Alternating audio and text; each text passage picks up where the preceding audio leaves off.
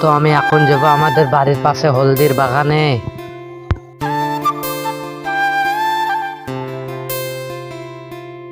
হাঁটতে হাঁটতে চলে এলাম আমাদের হলদির বাগানের কাছে। কত বড় বড় হলদি হয়ে গেছে। চলো তোমাদেরকে আমাদের লেচু গাছটা দেখাই। এইটা হলো আমাদের লেচু গাছ, হলদির ভিতরে লাগানো আছে যেন ছাগলে না খেতে পারে। এখন আমি চারিদিক ঘুরে ঘুরে দেখবো।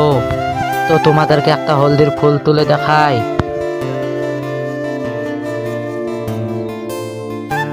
ফুলটা এতটাই শক্ত যে টেনে উঠছে না।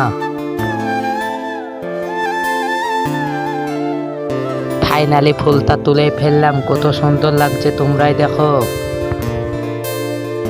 তো ফুলটা এখন আমি নিয়ে বাড়ি চলে যাব।